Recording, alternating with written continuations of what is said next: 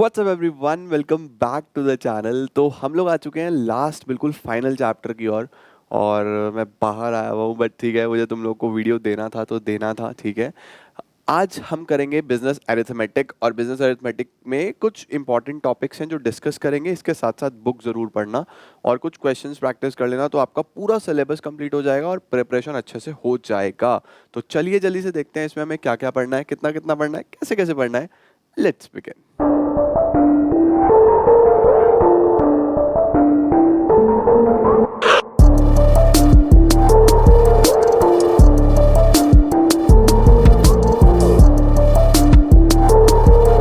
तो guys video मैं shoot कर रहा हूँ आज बिल्कुल बाहर से। मैं दिल्ली आया हुआ हूँ और नोएडा में मैंने कॉल किया सुनील सर को। आप सब जानते होंगे सुनील सर को, तो उन्हीं के स्टूडियो में ये सारी की सारी शूटिंग कर रहा हूँ।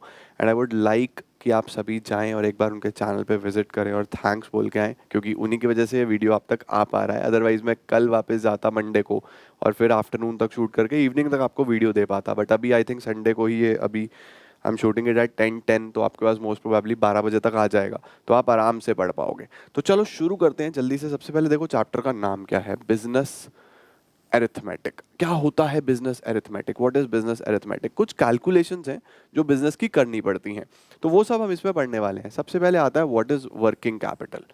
देखो, कोई भी बिजनेस आपको शुरू करना है, कोई भी काम करना है, तो you need to types of capital. दो प्रकार की कैपिटल चाहिए। एक होती है फिक्स कैपिटल, जो बिजनेस के बिल्कुल शुरुआत में स्टार्टिंग में आपको पैसा चाहिए सेटअप करने के लिए, फिक्स एसेट्स खरीदने के लिए, यानी ये मशीनरी, बिल्डिंग, लैंड, ये सब खरीदने के लिए। फिर उनको मेंटेन करने के लिए डेली बेसिस पे फ्यूल लग रहा है, इलेक्ट्रिसिटी लग रही है।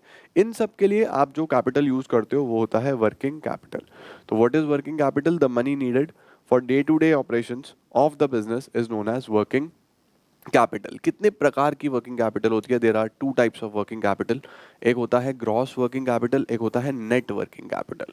सर, ग्रॉस और नेट में डिफरेंस क्या है? बहुत सिंपल सा डिफरेंस है। ग्रॉस में आपको सभी करंट एसेट्स को जोड़ लेना है। सर, करंट एसेट्स कौन से होते हैं? अब कॉमर्स वाले तो समझ जाएंगे, बट अदर स्ट्रीम्स वाले जो बच्चे हैं उनको शायद प्रॉब्लम आए। करंट एसेट्स वो सभी एसेट्स होते हैं जो कैश में एक साल के अंदर अंदर कन्वर्ट हो जाते हैं।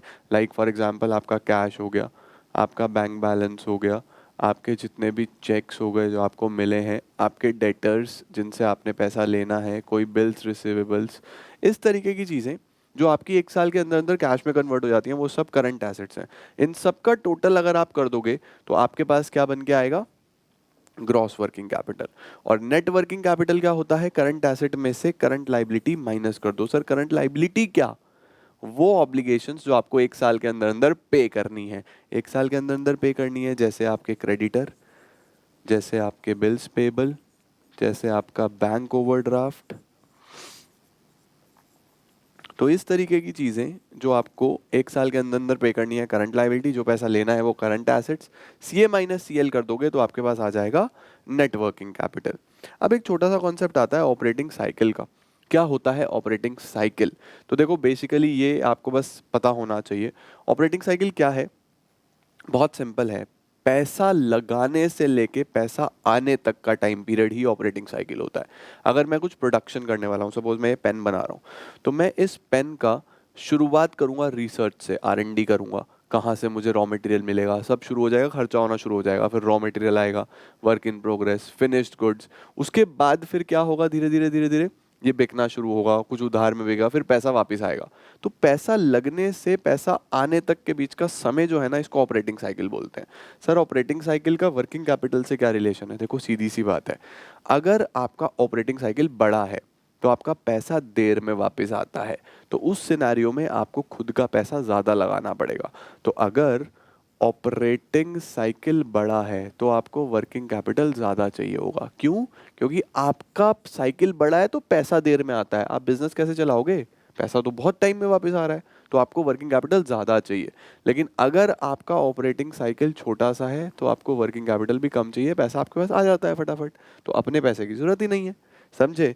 अब सिमिलरली कोई ट्रेडिंग कंसर्न है, माल लाके बेचता है, तो इसका ऑपरेटिंग साइकिल छोटा होता है, तो इसको वर्किंग कैपिटल कम चाहिए। मैन्युफैक्चरिंग है, ऑपरेटिंग साइकिल बड़ा होगा तो वर्किंग कैपिटल भी ज़्यादा चाहिए, क्योंकि मैन्युफैक्चरिंग में प्रोसेस ज़्यादा होते हैं। समझे? इसके बाद क्या आ रहा है हमारे पास? What is inventory control? Inventory control is basically, देखो इन्वेंट्री है किसी भी चीज का स्टॉक, है ना। इन्वेंट्री क्या है? किसी भी चीज का स्टॉक। अब वो स्टॉक ऑफ रॉ मटेरियल हो सकता है, सेमी फिनिश्ड हो सकता है यानी बनना शुरू हो गया अभी बना नहीं है, कंज्यूमेबल हो सकता है कुछ ऐसे गुड्स जो आप खुद कंज्यूम कर रहे हैं, स्पेयर पार्ट्स हो सकते हैं, फिनिश गुड्स हो सकते हैं जो बन के तैयार है। तो अब इन्वेंट्री कंट्रोल में हम लोग क्या देखते हैं कि हमारे पास इतनी इन्वेंट्री हो या इस प्रकार का स्टॉक अवेलेबल हो कि जब भी कस्टमर मांगे तो हम रेडी हों उसको देने के लिए, हमारे पास कभी शॉर्टेज ना हो। तो एक अच्छा इन्वेंट्री मैनेजमेंट या इन्वेंट्री कंट्रोल ये बोलता है कि आप शॉर्ट ऑफ गुड्स ना रहो, जब डिमांड आए आपके पास अवेलेबिलिटी रहे। तो इन्वेंट्री कंट्रोल में आप दो चीज़ें कंसिडर करते हो, एक तो स्टॉक की जब भी रिक्वायरमेंट है वो होना चाहिए, providing the stock as and when needed, और दूसरा stock to be procured at minimum possible cost. आपके पास जो प्रोक्योरमेंट होना चाहिए जब आप खरीदो तो कम से कम खर्चे में खरीदो, ये क्लैरिटी आनी चाहिए। Then the third one is what are the key terms. Inventory control में कुछ की टर्म्स हैं। अब देखो इतना माल होता है आपके ऑर्गेनाइजेशन में पड़ा हुआ है, तो उस माल को आइडेंटिफाई कैसे करोगे कि कौन सा क्या माल है, कौन सा कब का खरीदा है, कब का बेचा है। तो हम लोग ना उस केस में अलग अलग कोड नंबर बना देते हैं माल के, उसी को हम लोग क्या बोलते हैं, stock keeping unit code. Stock keeping unit code क्या होता है कि each and every item is to be identified with a unique code. हर आइटम को एक कोड से पहचाना जाएगा, जैसे इंसानों के नाम होते हैं वैसे हम स्टॉक का भी नाम रख देते हैं, कोड से पहचाना जाएगा जो उसकी कुछ सर्टेन एस्पेक्ट्स बताता है। जैसे हमने किसी कलर के नाम से कोड बना दिया, क्वांटिटी के नाम से बना दिया, उसके डायमेंशंस के नाम से बना दिया, तो ये एसक्यू कोड होता है। यानी हर आइटम को पहचानने के लिए कोड बनाया जाएगा, यूनिक कोड बनाया जाएगा, उसको एसक्यू बोलते हैं। सिमिलरली एक होता है हमारे पास मोटले। मोटले में क्या होता है कि inventory is basically a मोटले mix of heterogeneous assemblage, मतलब अलग अलग करेक्टरिस्टिक्स होते हैं, अलग अलग चीज़ें होती हैं, अलग अलग एलिमेंट्स होते हैं, स्टॉक अलग अलग नाम से पहचाना जाता है। तो उस सिनेरियो में रॉ मटेरियल का हो गया, पैकिंग मटेरियल हो गया, स्पेयर पार्ट्स हो गया, इन सबको अगर हम जोड़ दें तो हम उसको मोटले क्राउड बोलते हैं। तो आपको ये दो चीज़ें पता होनी चाहिए कि मोटले क्राउड क्या है, कि इन्वेंट्री को अलग अलग एस्पेक्ट से आने आता है, उन सबका टोटल कर दो तो मोटले क्राउड कहलाता है। और एसकेयू, स्टॉक को पहचानने के लिए यूनिक कोड दिया जाता है उसके करेक्टरिस्टिक्स के बेसिस पे। इसके बाद वी हैव क्या क्या एस्पेक्ट्स हैं जो आपको कंसिडर करने हैं इन इन्वेंट्री कंट्रोल, यानी अगर आप इन्वेंट्री मैनेजमेंट कर रहे हो तो क्या सोच के करोगे, क्या क्या फैक्टर्स हैं।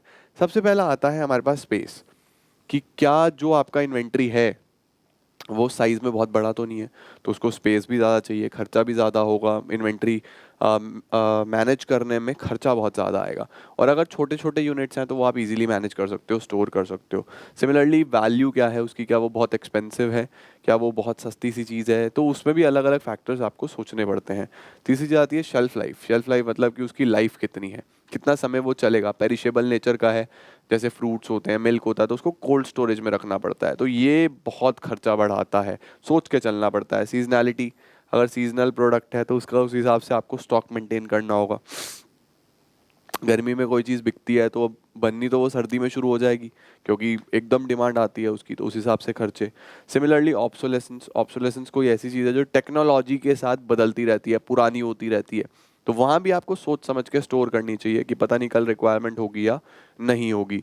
तो इस प्रकार से बहुत सारे फैक्टर्स हैं जो इन्वेंट्री कंट्रोल के टाइम पे आपको कंसिडर करने पड़ते हैं। ठीक है, इसके बाद हमारे पास आता है economic order quantity. Economic order quantity बड़ा सिंपल सी बात है यार। देखो इकोनॉमिक ऑर्डर क्वांटिटी, मैं क्या क्वांटिटी में ऑर्डर करूं कि मुझे माल सस्ता पड़े, कितनी क्वांटिटी में ऑर्डर करूं माल सस्ता पड़े। It is the quantity which is most economical to order. क्या बेस्ट क्वांटिटी रही, अगर मैं ये टी शर्ट्स ऑर्डर कर रहा हूँ तो 200 मांगूँ, 300 मांगूँ, 500 मांगूँ, कितनी ऑर्डर करूँ कि मुझे सबसे सस्ती पड़े, बेस्ट क्या क्वांटिटी होगी। ठीक है ना, तो क्या है हमारे पास,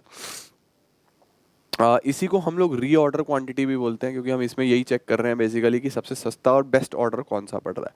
अब ये कैसे डिसाइड करें हम कि इकोनॉमिक ऑर्डर क्वांटिटी क्या होनी चाहिए, कैसे डिसाइड होगा, इस पे दो बेसिकली हम लोग चीज़ें चेक करते हैं। एक होती है हमारी ऑर्डरिंग कॉस्ट, कितना ऑर्डर करोगे, और एक होती है कैरिंग कॉस्ट, उसको मेंटेन करने का क्या खर्चा आएगा। कैरिंग कॉस्ट में आता है जैसे इंश्योरेंस का खर्चा, स्टोरेज का क्या खर्चा आ रहा है, हैंडलिंग का क्या खर्चा आ रहा है।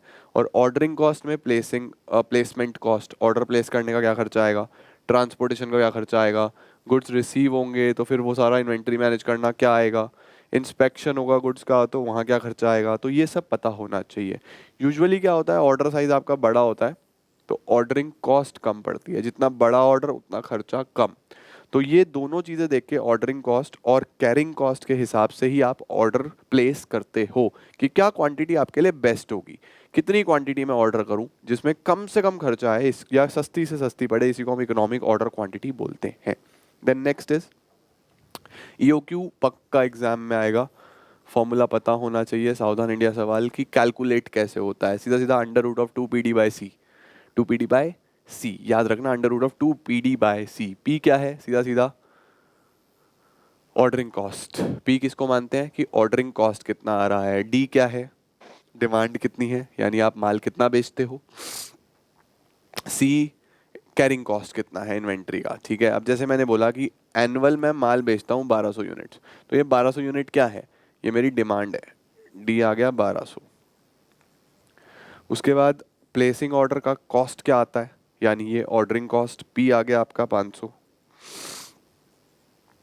और कैरिंग कॉस्ट है 30, सी है 30। तो अगर आपको ये चीज़ दी हो और आप बताओ अब कि क्या आपके लिए इकोनॉमिक ऑर्डर क्वांटिटी रहेगा, तो सीधा फॉर्मूला है under root of 2 PD, 2 × P × D divide by C, ये फॉर्मूला है आपके पास। ठीक है, 500 × 2 इज 1000 और 1000 × 12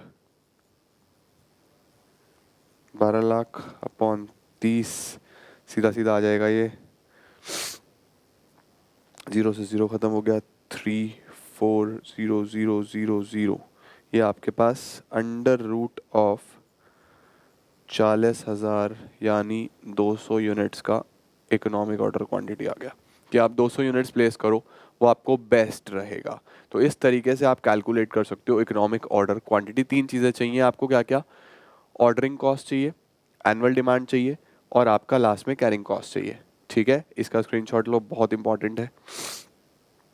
इसके बाद क्या होता है, मुझे कोल्ड बहुत ज़्यादा हो रहा है, मैं बहुत मुश्किल से बोल पा रहा हूँ। प्रॉफिटेबिलिटी रेशियोज नेक्स्ट होती है हमारे पास। प्रॉफिटेबिलिटी रेशियोज क्या है सर, प्रॉफिटेबिलिटी रेशियोज दो चीज़ें आपको एस्टिमेट करनी पड़ती हैं जब भी आप कोई बिजनेस कर रहे होते हो कि आप कमा कितना रहे हो, प्रॉफिट्स कितना बना रहे हो। प्रॉफिट बनाने के लिए ऑल दो बहुत सारी रेशियोज हो सकती हैं, बट हम लोग के सिलेबस में बस दो ही हैं, एक ROI return on investment, ROE return on equity. Return on investment,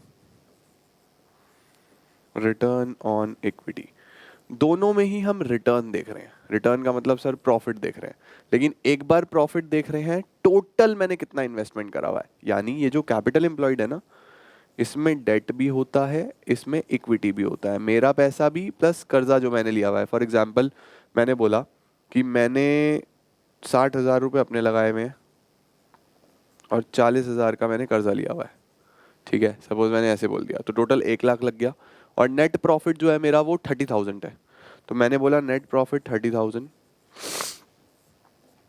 पैसा लगा 1 लाख इंटू 100, तो 30% का ROI आ गया। ठीक है, और ROE क्या होता है, यहाँ पे हमें नेट इनकम यानी कि जो भी आपका ऑपरेटिंग प्रॉफिट है माइनस योर इंटरेस्ट। इंटरेस्ट क्यों, क्योंकि यहाँ पे आपको देखना होता है कि आपने जब बोरो करा है तो उस पर कुछ ना कुछ तो पे करना होगा ना, इंटरेस्ट कुछ ना कुछ तो पे करोगे। तो आपका ऑपरेटिंग प्रॉफिट में से इंटरेस्ट हटाओ तो आपका ये नेट इनकम आता है। Net income divided by only equity, यानी यहाँ पे आपको ये डेट वाला एलिमेंट नहीं लेना, ये नहीं लेना, ओनली इक्विटी। ठीक हो गया, ये आपको पता होना चाहिए कि फॉर एग्जाम्पल यहाँ पे मेरी नेट इनकम जो है ऑपरेटिंग प्रॉफिट माइनस इंटरेस्ट करके 30,000 आ गई, डिवाइड बाय इक्विटी है 60,000 इंटू 100। ठीक है, तो ये सीधा सीधा इस तरीके से 50% आ जाएगा। ये मैंने वैसे हाइपोथेटिकल फिगर्स लिए हैं, एज सच कोई फिक्स्ड फिगर्स नहीं है, ये याद रखना, ये मैंने वैसे ही ले लिए। तो ROI रिटर्न ऑन इन्वेस्टमेंट, उसमें आप क्या करते हो, net profit divided by capital employed into 100, सीधा सीधा। और ROE आपको चाहिए ऑपरेटिंग प्रॉफिट में से खर्चे वो हटाओ, इंटरेस्ट हटाओ, इंटरेस्ट हटा के नेट इनकम आ जाएगा डिवाइडेड बाय ओनली इक्विटी, यहाँ डेट नहीं लेना, यहाँ पे आपको डेट नहीं लेना, ओनली इक्विटी। तो net income divided by equity into 100, आपको बस ये पार्ट लेना है, ठीक है। तो ये डिफरेंस होता है। आप देखो ये जो कॉन्सेप्ट है ना सिर्फ इक्विटी पे बेस्ड है, तो this is a narrow concept, और ये टोटल पे बेस्ड है, तो this is a broad concept. तो this is a broad concept, ये आपको बेसिकली पता होना चाहिए। और इस पे बेस्ड कुछ छोटे छोटे न्यूमेरिकल्स आते हैं, आप एक बार प्रैक्टिस करके देखो कि क्या आरओआई और क्या आरओई। फॉर्मूला मैंने आपको बता दिया, यहाँ पे net profit upon capital total capital, और यहाँ पे नेट इनकम जो कैसे निकलेगी, operating minus interest divided by equity into 100। तो ये सारे कॉन्सेप्ट्स हैं जो आपको पता होने चाहिए इस पूरे चैप्टर में। और पूरा यूनिट में यही सारी छोटी छोटी चीज़ें थी जो आपकी बची हुई थी, बाकी कुछ चीज़ें टर्म 1 में आ गई थी। तो होपफुली आपको चीज़ें क्लियर होंगी और आप बहुत अच्छे से पढ़ पा रहे होंगे। अच्छे से कंप्लीट कर लो। स्टिल कुछ और इश्यूज आ रहे हैं, कुछ और प्रॉब्लम्स आ रही हैं, तो जस्ट लेट मी नो। मैं जैसे ही घर पहुंचूंगा तो लेट नाइट तक भी कल यानी मंडे को मोस्ट प्रोबेबली मैं आपको कुछ और चीज़ें दे दूंगा अगर आपको कोई और प्रॉब्लम्स आ रही हैं, तो जस्ट लेट मी नो। बाकी ऑल द वेरी बेस्ट, बहुत अच्छे से करो और अपना बेस्ट दे के आना और बहुत अच्छा स्कोर करके आना। Thank you so much everyone, thank you so much, take care, bye bye.